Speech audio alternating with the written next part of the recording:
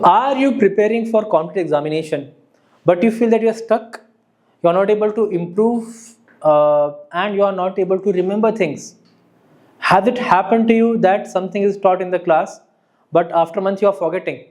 But then you think, okay, in JEE or NEET, it will be 2 year syllabus. How can I ensure to remember those things? So in today's video, we are going to cover 4 very important hacks to do a proper revision. We'll see these 4 revision strategies which will change your preparation in entirety.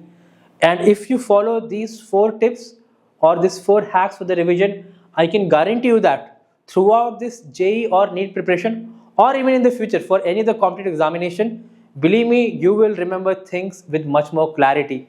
You will hardly forget things and your exam performance will go exponentially high.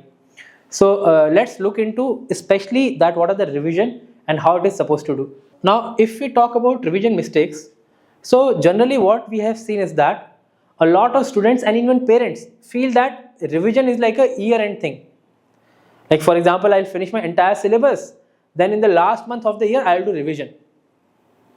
Right? Now, believe me, if we go like that, it will become like more like a pressure cooker. So we generally call it as a pressure cooker.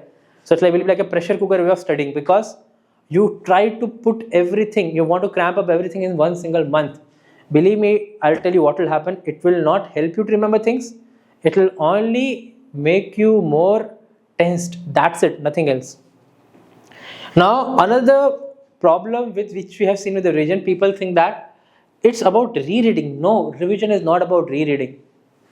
Because if we just reread things, the retention will be very less.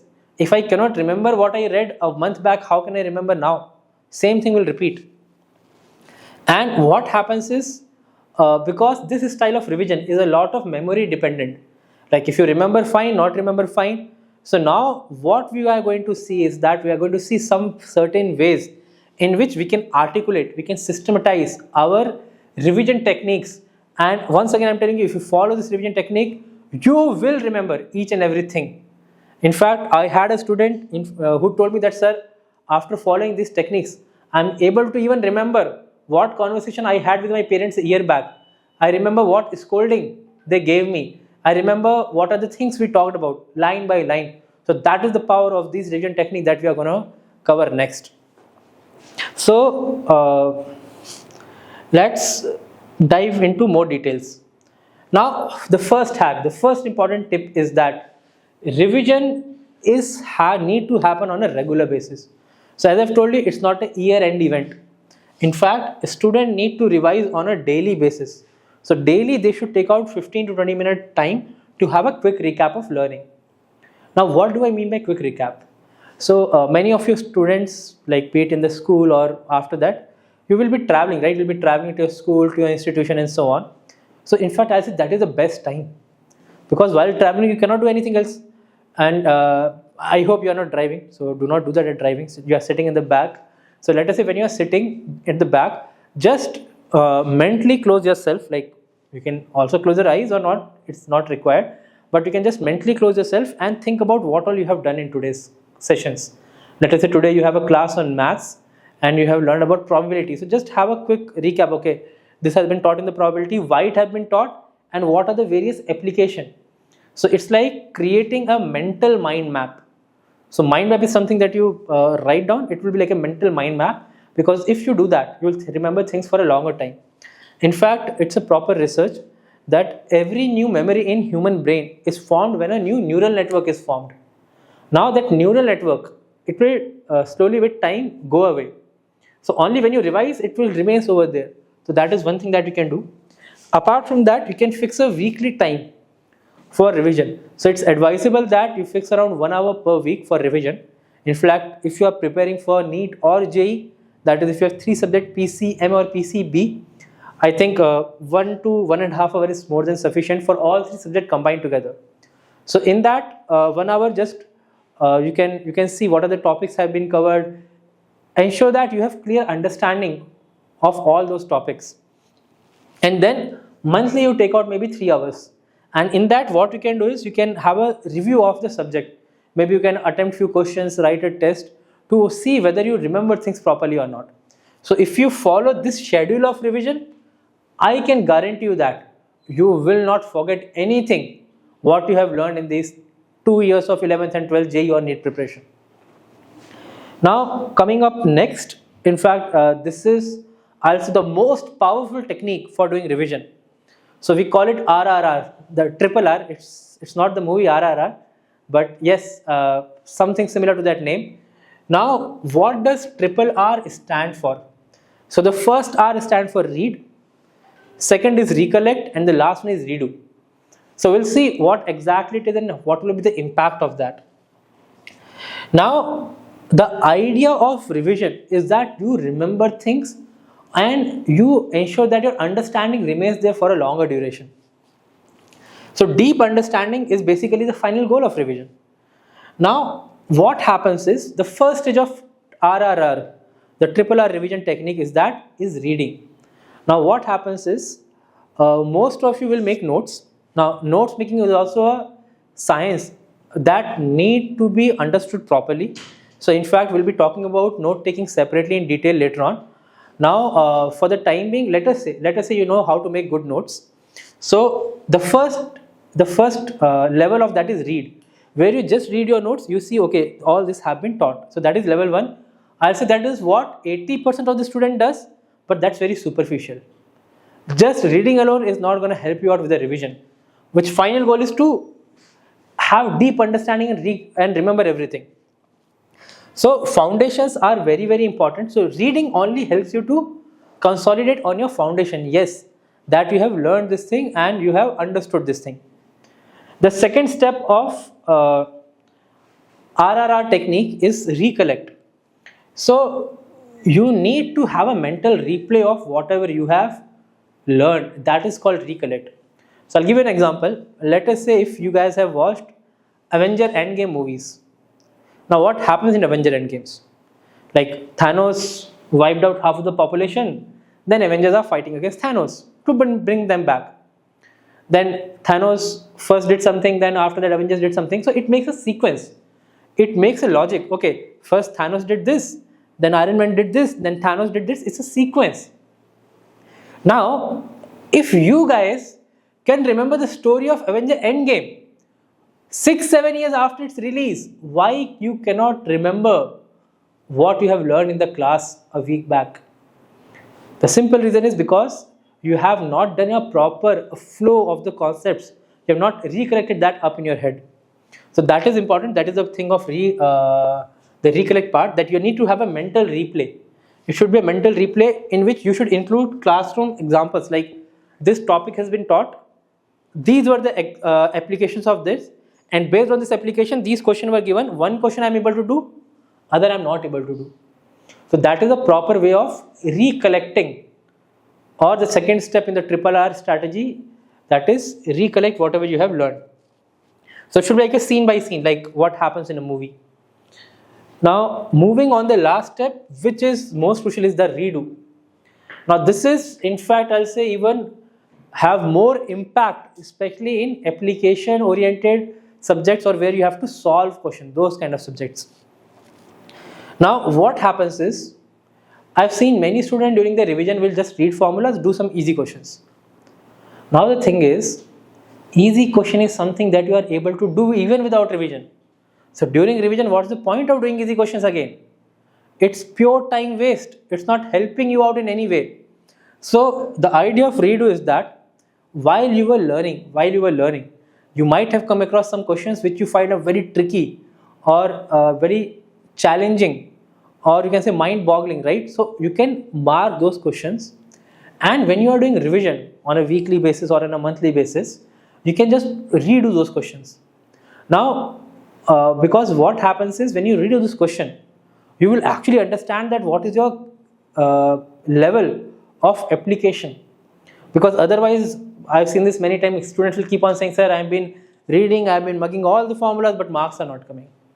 Marks are not coming because you have not tried redoing those tough questions. That is where you are getting stuck again and again. So that is the third step of triple R strategy. Now this triple R strategy, believe me, it will be a very life-changing if you follow this properly. But yes, apart from triple R, there are few other things as well which we are going to cover, which can greatly impact your progress during this journey, during this preparation journey of JEE and NEET. So now hack number 3 is the shadow teaching. Now you might have heard the concept of shadow boxing in boxing. So idea of shadow boxing is that you fight a shadow.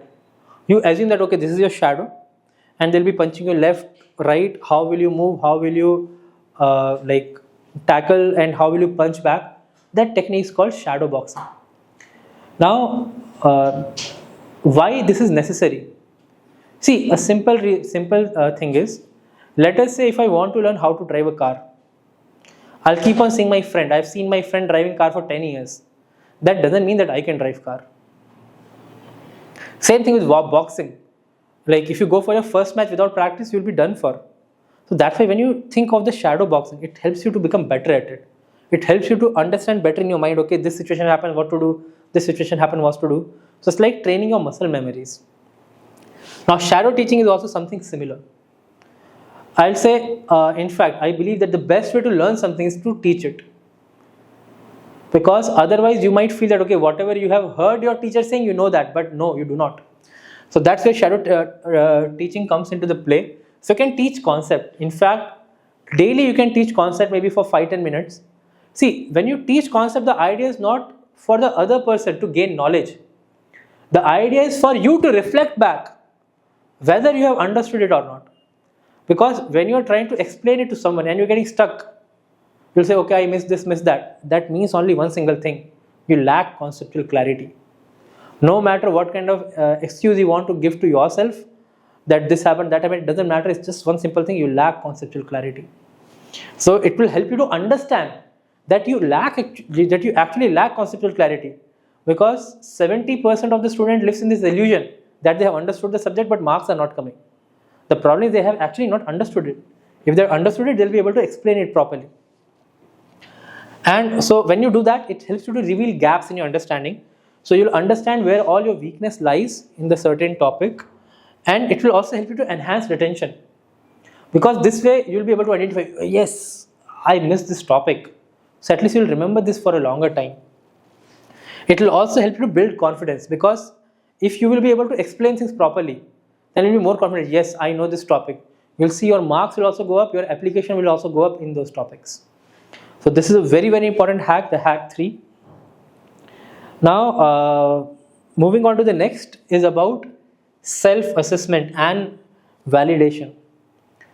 Another problem which I have seen, in fact, I have been teaching many students. I have taught many students who have been toppers in NTS in grade 10. Now NTS is not there. But what happens is that over time, they will become kind of lazy. They might think that, okay, I have worked little bit in my grade 10, I have got decent marks. So same thing will carry forward in 11, 12, but it doesn't happen like that.